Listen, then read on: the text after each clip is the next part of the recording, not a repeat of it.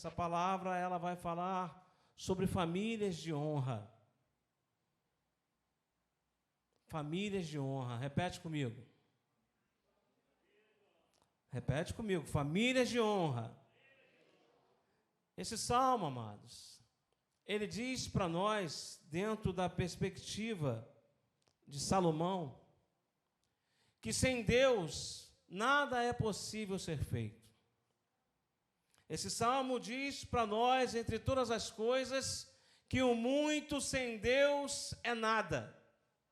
Esse salmo vai dizer para nós que se nós não colocarmos as nossas ações, as nossas intenções, os nossos projetos e sonhos nas mãos do Senhor, nós estamos tão somente desperdiçando tempo e energia, e tudo aquilo que a gente deseja vai se tornar, na verdade, vão. Esse salmo vai dizer que nós não temos como viver uma vida desassociada ou distante ou independente do nosso Deus. Por isso que há esta expressão aqui: se o Senhor não edificar a casa, em vão é todo esforço, em vão é todo empenho, em vão é todo empreendimento, em vão é todo conhecimento, em vão são todos os projetos colocados ou determinados ou direcionados para esta construção, porque sem o Senhor, diz a palavra do Eterno, nada nós podemos fazer. E nós sabemos, irmãos, que a família é a base mais antiga que compõe a sociedade. E a Bíblia, irmãos, ela nos dá a oportunidade de, através das janelas bíblicas, nós entrarmos em algumas áreas, em algumas famílias, e tentar detectar ou ver nessas famílias algumas coisas para nós tirarmos algumas lições. Esse Deus que diz que sem Ele nós não conseguimos edificar a nossa casa, a nossa vida, o nosso lar, Ele colocou a primeira família, o casal, lá no Jardim do Éden. E nós, por esta janela bíblica, podemos olhar a vida de Adão e Eva, o momento em que eles viveram ali em plena harmonia, até que entrou o pecado na vida daquele casal. A partir desse momento, toda essa harmonia se desfaz. Eles são expulsos do paraíso e vivem uma vida diretamente afastada do Senhor. Eles se relacionam como casal. Então tem o primeiro fruto, Caim. E aí, com o crescimento de Caim, com as atividades que a família começa a exercer naquele jardim, pouco tempo depois vem Abel. E os conflitos já começam a se eclodir. Já aconteceram naquela culpabilidade de Adão dizendo: Eva, por que você comeu? Ah, não foi eu, foi a serpente, e foi a mulher que tu me deste. Enfim, irmãos, conflitos. Nós olhamos pela janela bíblica os conflitos que começaram a acontecer na primeira família que foi estabelecida e instituída no Jardim do Éden. Depois nós vamos entrar por essa janela bíblica e contemplar a família, então, de Noé, o homem reto, que andava com Deus e achou graça aos olhos de Deus por conta da retidão que ele tinha para com Deus. E a gente começa a ver e entender, nós já lemos aqui, dos conflitos que pairavam no coração daquele homem e da sua família. A Bíblia ela não se atém muito nesses conflitos, mas pouco depois que eles já saem da arca, a Bíblia fala de algo que aconteceu com os seus filhos. Noé se embebeda.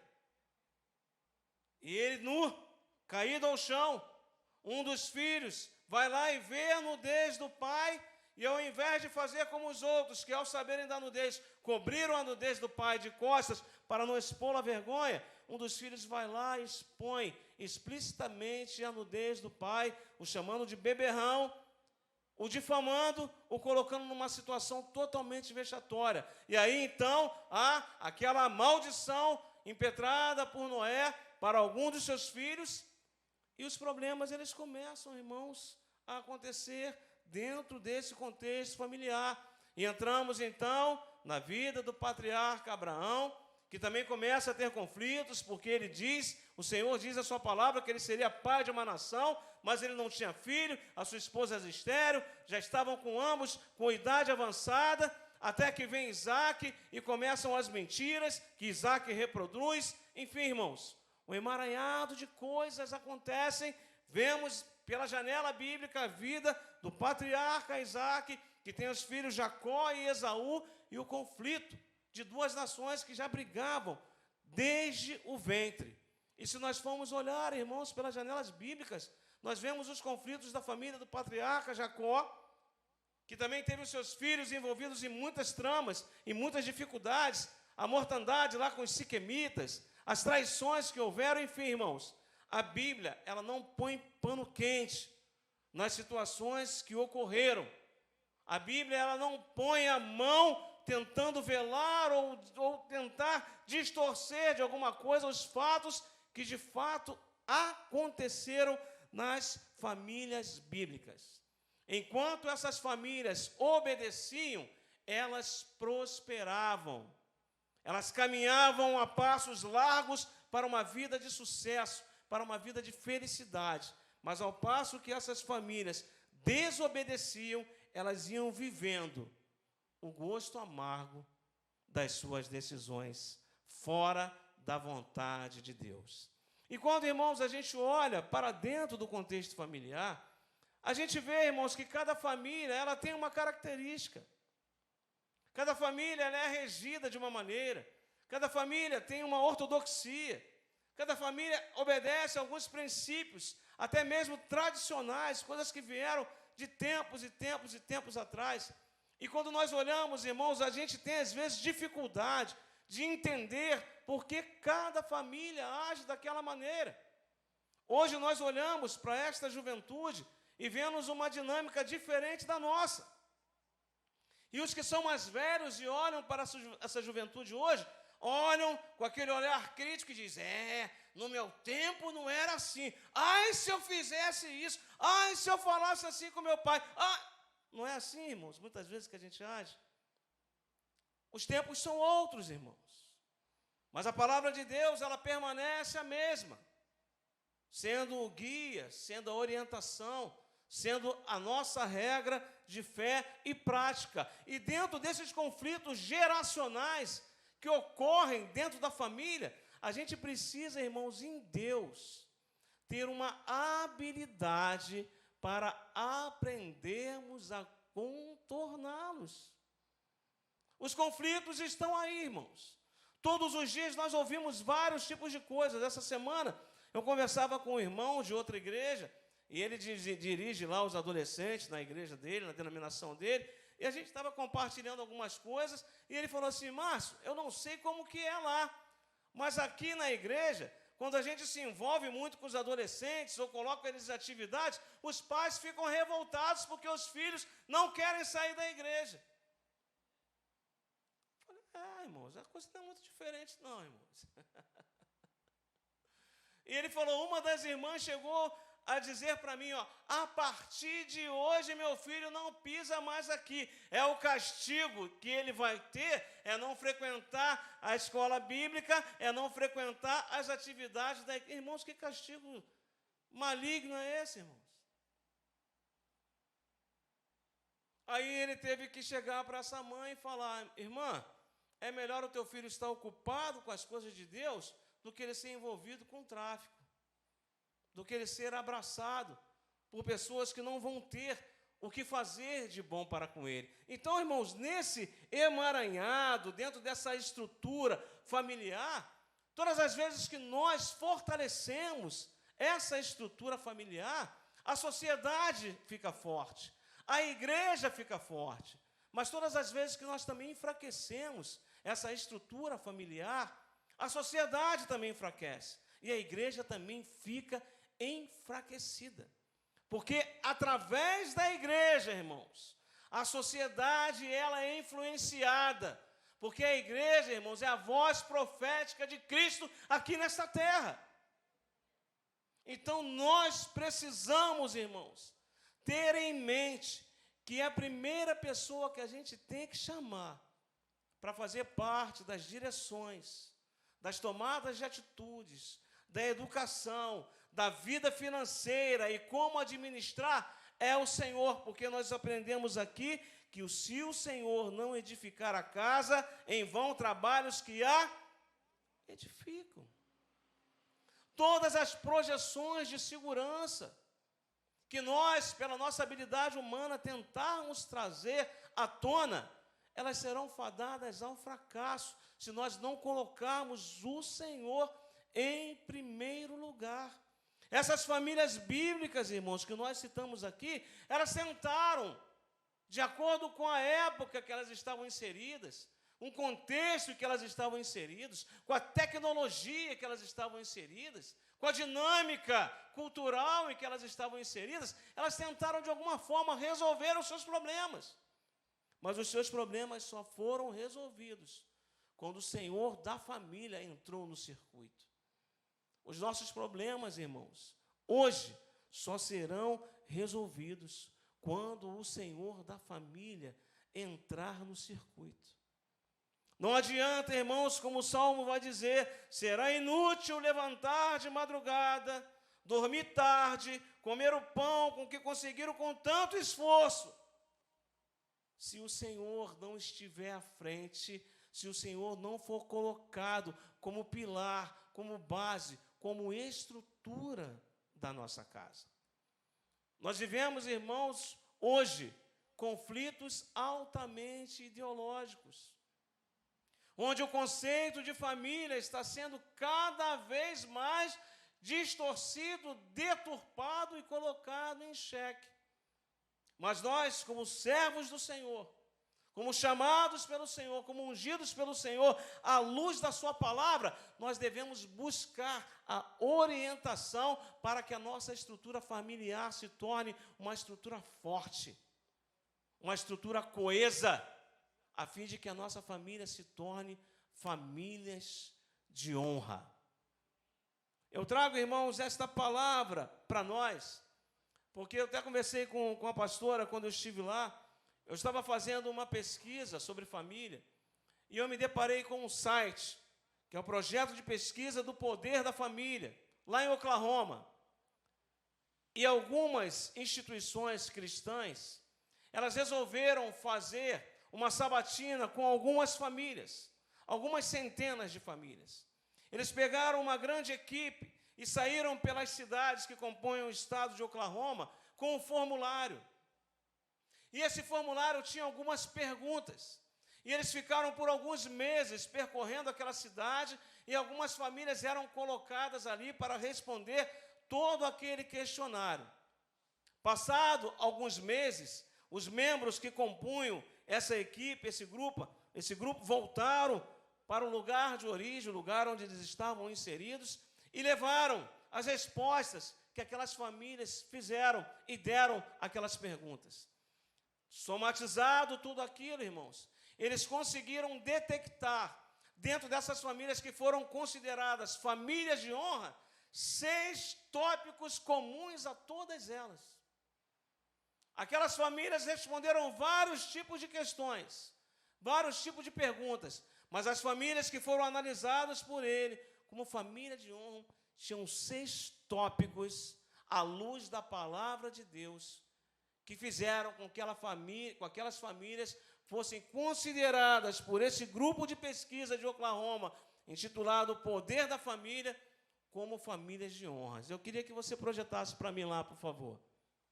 Pedi o Luan para colocar ali. O slide está aí? Primeiro, irmãos, eles verificaram que essas famílias de honra tinham esse tópico em comum. Essas famílias passavam mais tempo juntas. Então, o primeiro tópico para nós é esse: passem mais tempo. Podem repetir, irmãos? Passem mais tempos. Irmãos, esse período de pandemia, ele promoveu mais ainda o distanciamento, não foi? Ficamos aí um bom tempo sem ter contato com os nossos familiares. Quem ainda possui os seus avós aqui? A minha está com 91 anos. Só tenho ela. Periodicamente eu vou à Cascadura, dou um abraço da minha veinha. E glória a Deus, ela está bem. Mas em virtude disso, até em protegê-la, eu fiquei um bom tempo sem ir vê-la. E essas famílias, irmãos, que foram consideradas famílias de honra, elas tinham essa característica em comum. Eles passavam mais tempo juntos. E uma das colocações feitas por esse grupo é: quando isso não acontece por acaso. Se não acontece por acaso, faça. Você está aí? Se isso não acontece por acaso, faça acontecer. Em todas as áreas da vida, irmãos. Nas refeições. Mas aonde? Cine pipoca, joguinhos, recreação, culto, tarefas de casa, etc. Irmãos, nós precisamos fugir desse distanciamento. Porque, irmãos, esse reflexo de distanciamento da família tem um reflexo aqui dentro da igreja. Se a gente não consegue estar junto, se a gente não consegue estar coeso, se a gente não consegue ter prazer com os nossos, como nós vamos conseguir ter esse prazer dentro da igreja, irmãos? Irmãos, eu não sei você, mas na minha época de adolescente, a minha família se reunia na casa dos meus avós, na Rua Brasilina, em Cascadura. Era todo domingo, irmão. Para mim aquilo era um saco, era horrível estar ali.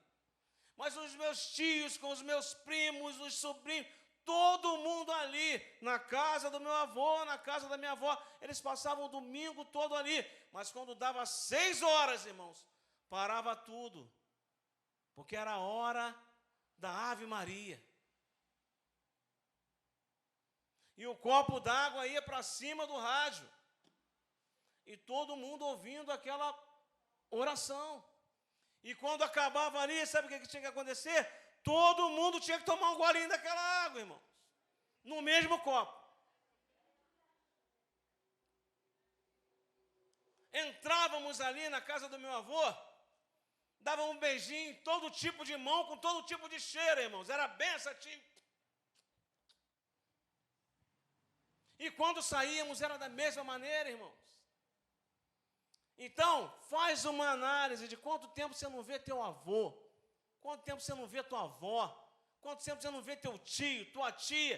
Irmãos, o WhatsApp, ele facilitou em muito, que a gente fala com gente que está lá do outro lado do mundo, mas, irmãos, nada muda e nada substitui o calor humano, irmãos.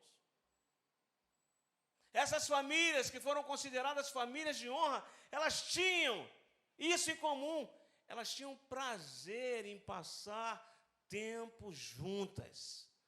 Detalhe, irmãos, cada família tem aquele tio chato, tem aquela tia mala, tem aquele que fala demais, tem aquele que bota apelido em todo mundo, tem aquele que fala alto, que fala cuspindo. Irmãos, famílias são assim, irmãos. São a nossa família, irmãos. E a grande questão, irmãos, é que se nós não fizermos disso uma prática, para que a nossa família esteja dentro desse crivo de família de honra, sabe quando nós vamos visitar e estar com essas pessoas? Aonde você acha que vai ser? Lá no cemitério.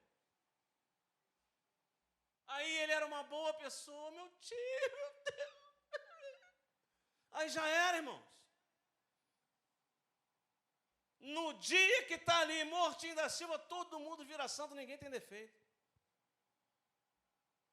Então, irmãos, enquanto está vivo, curta, visite, ligue, manda uma mensagem, crie ocasiões, faça acontecer.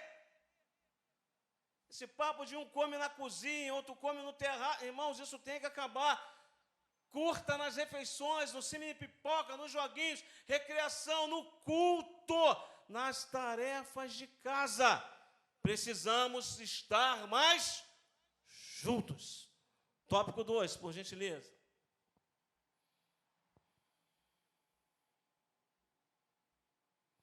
Exercitem a comunicação. Vão comigo, exercitem a...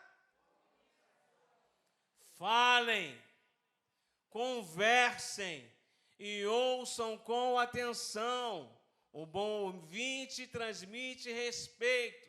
Se você me ouve, então eu ouço. Ouvir é uma parte muito importante da boa comunicação. Amados, não adianta você estar querendo estar junto com os teus familiares, fazer um cine-pipoca, fazer uma festa americana, ou alguma coisa que vier à tua mente para você ter esse encontro de família. Se quando chegar na hora, irmãos,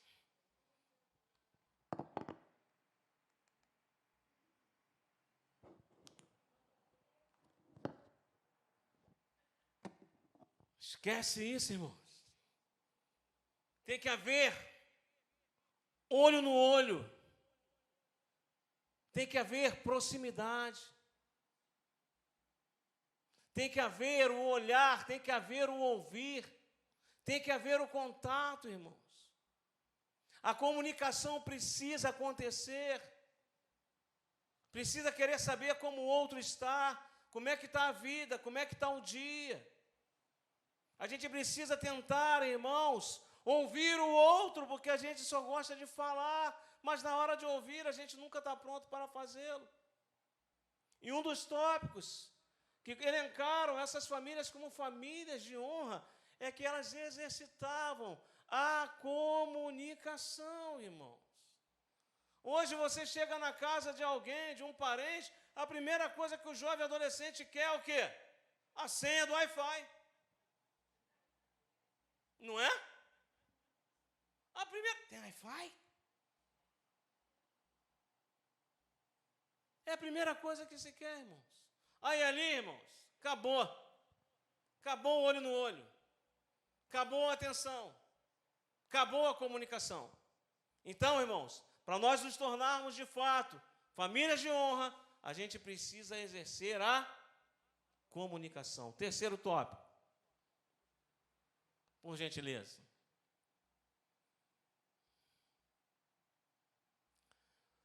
Cumpra com os seus compromissos. Compromisso é uma palavra impopular nesses dias.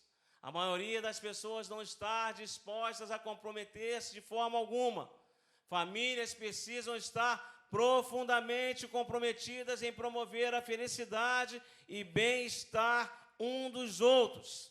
Os agidos desse tempo. Irmãos, nós precisamos ter compromisso uns com os outros. Aquilo que você prometeu, você precisa cumprir, irmãos. Se você prometer algo para uma criança e se você não cumprir, o que acontece?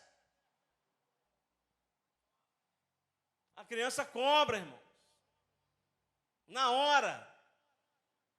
E às vezes no momento em que você não espera, e talvez você passe até vergonha por conta disso. Então, muitas vezes, irmãos, nós elaboramos algo no contexto familiar e surge um agente externo que não tem nada a ver com a família e aquele agente externo vem com uma outra proposta que compromete o teu compromisso com a tua família e quem geralmente se cede? Se cede para o agente externo e a família fica relegada a segundo plano. Poxa, pai, mas o Senhor disse, poxa, amor, poxa, irmãos, nós precisamos priorizar a nossa casa. Precisamos ter compromisso com a nossa família. Aquilo que a gente projetou, aquilo que a gente idealizou, nós temos que ser fiéis, irmãos, para cumprir. Porque se a gente fala uma coisa e faz outra, a gente perde a credibilidade. E quando você tentar dizer que vai fazer de novo, vai falar assim, ah, tá, sei. Igual aquela vez, né? Aí começa, irmãos. A gente fica numa retórica onde a gente não tem mais aquela postura, onde a gente não tem mais aquele empenho na palavra, e a gente acaba deixando o compromisso que nós assumimos com a nossa família de lado, para nos comprometermos com outras pessoas que não têm nada a ver com a gente. O 4, por favor. Exerça o religare. O que é o religare, irmãos? Do latim religare, ligar mais uma vez, ligar outra vez de maneira mais segura, no sentido de retornar às origens, ou seja, ao Criador, prestar o quê? Culto a Deus. É o compromisso para com o estilo de vida espiritual. Em outras palavras, simplesmente viver o cristianismo na prática, irmãos. É levar a família a adorar, é levar a família a estar conectada, ligada numa interação constante com o Pai. É o exercício da vida espiritual, é o retorno, é um estilo de vida, irmãos. Às vezes, irmãos, a gente fala e parece que a gente está chovendo no molhado. Mas esse item é um item que também compõe essa relação dos 6 itens que tornaram essas famílias como famílias de honra. Ou famílias power, famílias do poder. Porque essas famílias, elas estabeleciam esta conexão, essa intimidade com Deus como algo prioritário. Elas gostavam de estar juntas, elas se comunicavam, elas tinham compromisso, mas elas também tinham a sua vida espiritual, o seu desenvolvimento, o seu compromisso com Deus, irmãos. E como nós falamos, irmãos, a ausência dessas práticas, elas vêm reverberar diretamente na igreja, irmãos. Pessoal do Geração Vida lá ouve cada coisa dos filhos. Papai xinga. Papai, irmãos, criança fala. Porque é uma vida desassociada desta conexão com Deus. Então essas famílias, elas tinham o seu coração voltado para a intimidade direta com o Criador. Porque se o Senhor não edificar a casa, em vão trabalham os que edificam. Então, irmãos, você pode ver que é ligar mais uma vez, ligar outra vez. Uma vez, outra vez, mais uma vez, até que haja aquela sintonia completa, aquela conexão direta com o Pai. O 5, por favor. Enfrentem as crises de forma positiva. Em família, se aprende a confiar e a contar em uns com os outros.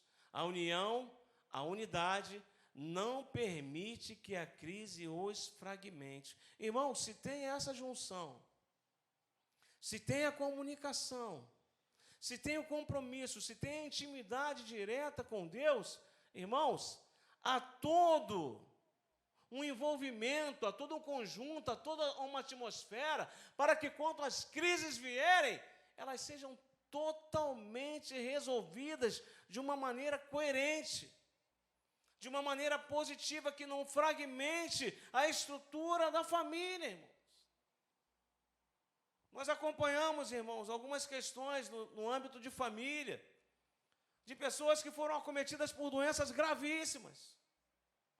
Mas a família era tão coesa, a família era tão unida, irmãos, que a dificuldade, ela foi dividida.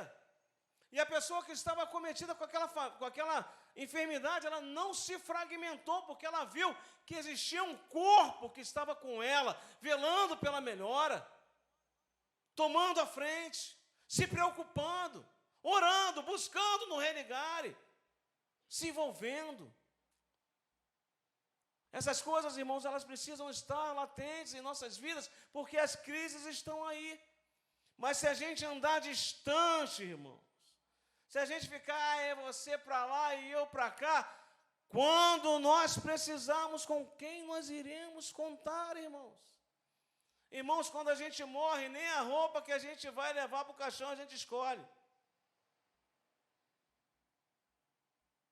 Nem quem vai segurar a alça do nosso caixão a gente também escolhe, irmãos. E nem onde a gente vai ser enterrado a gente também não escolhe. Irmãos, são coisas que fazem parte da vida e a gente precisa estar antenado para aquilo que de fato Deus quer revelar para nós. Porque o Espírito de Deus fala conosco. E nós estamos aqui dentro de um contexto de família. O sexto e último, por favor.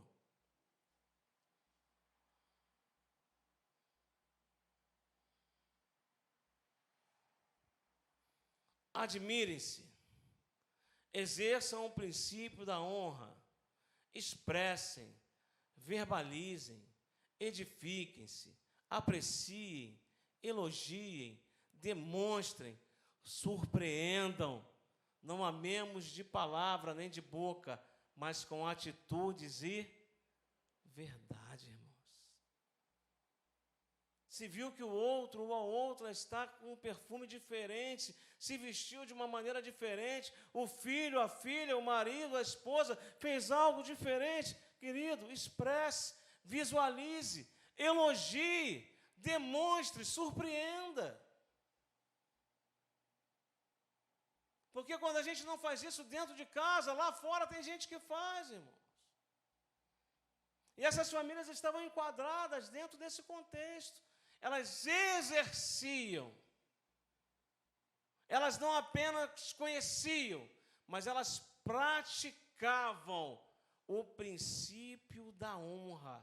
Quando elas viam algo diferente, elas expressavam: oh, que lindo, que bonito, que gostoso, que cheiroso, ficou bacana, nossa, ei, quando vai assim, volta, irmãos. A gente precisa fazer isso, irmãos. A gente precisa verbalizar. A gente precisa de palavras que edifiquem, a gente precisa apreciar o outro.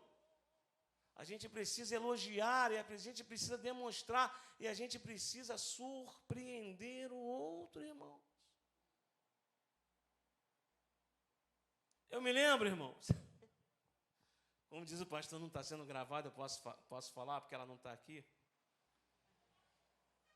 que a primeira vez, irmãos, eu falei com a Ludmila que eu gostava de quiabo. Dá um crédito que a gente era recém-casado, tá, irmãos? Ela, amor, vou fazer um quiabo para você. Só que, como eu falei, irmãos, a gente vem de um histórico de família. Mamãe fazia um tipo de quiabo. E qual era o quiabo com o qual eu estava acostumado? O quiabo da mamãe. Aí eu falei, ó, o quiabo da minha mãe é sequinho, era assim e tal. Está pensando que eu não sei fazer quiabo? Irmãos, quiabo tem o quê, irmãos? Imagina, irmãos. Faça uma hipérbole dessa baba. Tinha mais baba que quiabo, irmãos. Irmãos, e comida a gente come primeiro com o quê? Com olho, irmãos. E eu falei, vou comer isso não, cara. Se eu quisesse comer baba, eu pegava a baba da minha sobrinha. Rapaz, foi um auê, irmãos. Foi um estresse. E eu não comi realmente aquela baba, não. E ela ficou com um bico desse tamanho. Aí depois eu falei, caramba, que mole que eu dei, não podia ter feito isso, podia ter comido aquela baba assim mesmo, mas eu não comi não, irmãos. Mas aí depois eu dei uma segunda chance para ela. Ela falou assim, agora eu aprendi a fazer o quiabo. Eu falei, Jesus, tenha misericórdia de minha alma. Mas na segunda vez o quiabo ficou ajustadinho, ficou direitinho. Aí a gente foi lá, poxa, amor, que quiabo, foi o melhor quiabo que eu comi na minha vida. Nem mamãe fez um quiabo desse. Aí, irmãos, eu botei a nega lá em cima, né? Mas, irmãos, nós precisamos dessas coisas. Como incentivo, como algo que realmente nos edifique. Porque, irmãos, muitas vezes a gente só critica. Mas quando as coisas dão certo, a gente não fala nada. A gente faz 99% certo, mas quando erra 1%, a gente vai lá e desce a lenha. E aqueles 99%, irmãos, que foram bênçãos, que foram bacanas. Então, irmãos, esse grupo colocou esses elementos. Coloca o último, por favor, que vai já estar os 6 ali elencados ali. É para a gente enfatizar isso, irmãos, que a gente precisa ter mais tempo juntos com a nossa família. Vai visitar teu avô, vai visitar a vovó, vai visitar o tio, vai visitar aquele primo que você não vê há 300 anos. A gente precisa se comunicar, deixa o celular de lado quando você estiver conversando com esse povo. Só lembra do celular na hora que foi embora para tirar aquela selfie. Fora isso, esquece. Converse. Cumpra os seus compromissos. Se você estabeleceu algo para a tua família naquela data, saiba que a tua família está doida para chegar àquela data. Não deixe que nenhum agente externo venha e estrague, jogue água na fervura da tua família. A tua família tem que ser a tua prioridade. Então você tem que estabelecer compromissos reais e verdadeiros com a tua família. Quanto tempo você não vai à pizzaria com a tua família? Quanto tempo você não vai comer aquela picanha na brasa com a tua família? Quanto tempo você não vai à praia com a tua família? Eita, papai! Irmãos, é família, irmãos. É família, irmãos. A gente precisa tirar essas ondas de vez em quando, irmãos. Irmãos, eu tenho uma máxima comigo, que é o seguinte, irmãos. Eu prefiro ir numa churrascaria e gastar R$500 numa churrascaria onde eu vou encher a pança, do que eu gastar R$10 com medicação, irmãos.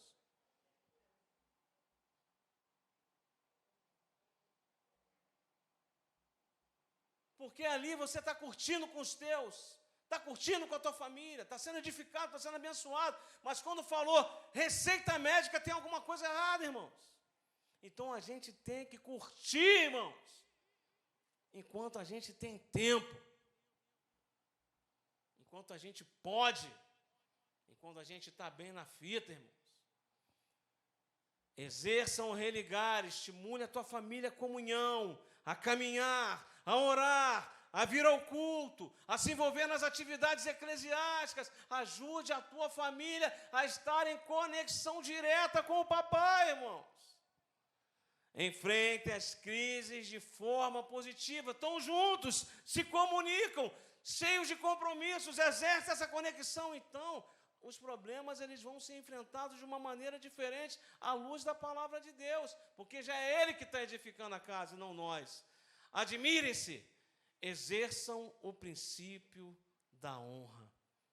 São esses tópicos, irmãos, que foram elencados aqui. E foram tópicos que essas famílias tiveram como algo comum entre elas. E essas famílias que tiveram esses tópicos foram então elencadas por aquele grupo de pesquisa de família lá de Oklahoma como famílias de honra, famílias power, famílias poderosas. E são esses princípios, irmãos, e dentre outros, que estão totalmente coadunados com a palavra do Eterno para as nossas vidas. A gente não pode abrir mão deles, irmãos. Porque, irmãos, quando a gente tenta viver uma vida distante de Deus, nada dá certo. O nosso trabalho é em vão, como a palavra diz. Inútil vos será levantar de madrugada, se encher de tarefas, querer só ter e possuir. E o Senhor fica relegado a segundo plano. Não posso, estou cansado, não tenho tempo, tenho compromisso. E Deus onde fica? Então, irmãos, essa é a palavra que Deus traz para mim, que Deus traz para você nesta noite em contexto de família.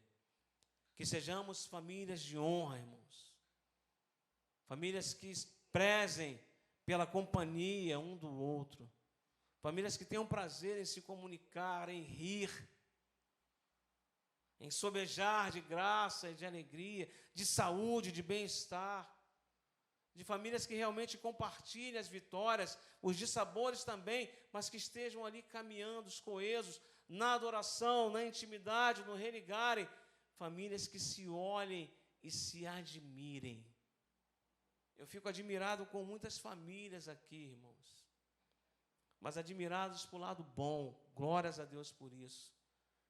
que às vezes expressam, às vezes postam nas redes, e a gente vê ali, irmãos, o bem-estar, porque o coração alegre, ele aformoseia o rosto, e a gente precisa, irmãos, ter essa intimidade com os nossos, para que essa igreja, irmãos, a igreja que nós estamos inseridos também tenha essa alegria, porque quando as famílias da igreja estão alegres, o clima vira outro, irmãos. As coisas fluem com mais normalidade. Não proíba teu filho de se envolver nas atividades do reino. Pelo contrário, incentive, motive. Eles não são a igreja do amanhã, eles já são a igreja hoje. A gente precisa ter isso em mente, queridos. Que Deus nos abençoe rica e abundantemente. Queria pedir para vocês se colocar de pé. Queria chamar a pastora Elizabeth aqui. Nós temos aqui os pedidos de oração para fazer. Nós entramos depois do louvor com a palavra para a gente aproveitar o clima. Então, eu queria pedir à pastora, nós vamos ainda ofertar ao Senhor, não o fizemos. A pastora vai estar aqui orando. Pode vir, pastor. Orando pelos pedidos de oração, orando pelas nossas vidas, pela nossa família, e depois a gente vai ofertar ao Senhor. Paz do Senhor, irmãos. Deus me deu a oportunidade de assistir a palavra, porque eu estava em aula no dia que você pregou. Fui muito edificada. E você? Amém? É bom, né, saber que... gente, não tem, é uma regra. Se a família está bem, tudo está bem. Se a família está mal, vai tudo mal, né? E é bom de saber que a igreja tem essa palavra profética que muda tudo, muda o mundo. Eu louvo a Deus pela vida dessa igreja. Olha para o seu irmão agora do lado e diga assim, olha, você é lindo. Está dizendo para quem aí? Que essa é a nossa família também. Né? Nossa família. Esse é meu lindão. Como é que é? Como é que é? Ah. Nossa, gente, é muito bom você saber. Engraçado que eu vim falando comigo, né, no carro, conversando com Deus, falando sobre isso, a questão de estar separado. Eu falei, Jesus, eu não aguento mais esse negócio de pandemia. Eu quero muito estar junto com você, eu quero muito estar junto com os meus.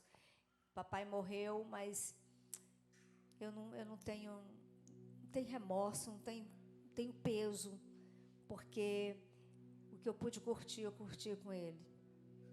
E com a minha família, estava sempre lá em Miguel Couto. Eu falava, gente, vocês não vão na minha casa, mas eu venho aqui. Né? E era muito bom, é bom. E agora tenho poucos, não tenho mais papai, mamãe, vovô, vovó, mas tenho tios, tenho primos e continuo fazendo, né? Põe a mão no seu coração. Oh, Deus, que coisa maravilhosa estarmos aqui, poder sermos alimentados pela Tua palavra, uma palavra tão importante que fala da nossa família, da nossa casa, fala de nós, Senhor. Fala de nós, das nossas lutas, nossas dores, nossos anseios, sonhos. Isso é família, Deus. Pai, obrigada pela minha família. Agradeça a Deus pela tua, querido. De repente você, ouvindo essa palavra, estava dizendo, olha, isso nunca vai acontecer lá em casa. Isso é impossível acontecer na minha casa. Não é impossível. Tudo é possível ao que crer. Se você crer, Deus pode transformar a sua família. É como nós ouvimos hoje, é Ele quem edifica. Se Ele não fizer, você não vai conseguir. Mas entregue esse fardo ao Jesus, essa dor, essa culpa. Talvez família para você seja um fardo. Entrega para Jesus, diga, Jesus, me dá condições de conviver com a minha família em amor. Com todos os pontos que nós aprendemos hoje, que fomos abordados. Senhor, me ensina a estar mais junto, ainda que seja difícil para mim. Eu quero estar junto com a minha família. Deus nos ensina a viver em família. O Senhor nos ensina a negar a nós mesmos em prol do outro, para que o outro possa se sentir bem quando chegar em casa. Queremos oferecer um sorriso para aqueles que chegam. Queremos ser, Deus, esse porto seguro. Que a nossa casa seja um pedacinho do céu. Que a nossa casa seja um lugar agradável. Senhor, que nenhum dos nossos prefira estar na rua do que estar em casa. O nosso lugar, Senhor, a nossa história está ali no nosso lar. E nós construímos juntos. Deus, obrigada pela minha família. Agradeça a Deus, igreja. Agradeça pela sua família. Porque ela é uma família de honra. Ela é uma família de honra. A minha família é uma família de honra. Estamos em construção. Nenhuma família nasce pronta. É uma construção. Então, Pai, obrigada por essa construção. Tu és o construtor da família. Tu és o construtor dos lares, Senhor. Obrigada, Deus, pelo grande, pelo importante, maravilhoso trabalho que o Senhor tem feito na minha família. Eu entrego a minha família a Ti, Deus, mais uma vez, te agradecendo, Pai, por todos os pontos positivos e negativos, porque somos edificados, porque todas as coisas cooperam para o nosso bem. Então, Deus, muito obrigado. Obrigado por aquele que é difícil. Ah, Deus, isso trabalha em nós, muito mais da nossa personalidade e temperamento. Obrigada, Deus, porque nós aprendemos a dizer sim, a dizer não, é dentro de casa. Nós aprendemos a ter expectativas, nós aprendemos a ter frustrações, nós aprendemos a sofrer em família, Senhor. Oh, Deus, torna-nos pessoas melhores para os nossos, que às vezes somos tão bons para os de fora, mas somos tão críticos com os nossos. Ah, Senhor, nos ensina a amar. E que essas linguagens, Senhor, a linguagem do amor, todas as linguagens do amor sejam praticadas primeiro na nossa casa. Faça do meu lar, Senhor, um lugar de harmonia. Faça do meu coração sua casa todo dia. Esteja à vontade pra ficar e nunca mais sair. Pois a casa que um dia te recebeu, pois a casa que um dia te recebeu, nunca mais saberá viver sem ti. Faça do meu lar, só o coro. Faça do meu lar, Senhor, um lugar de harmonia.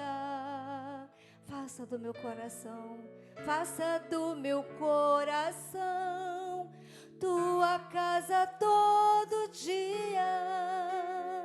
Esteja à vontade pra ficar e nunca mais partir, e nunca mais partir. Pois a casa que um dia te recebeu, nunca mais saberá viver sem ti.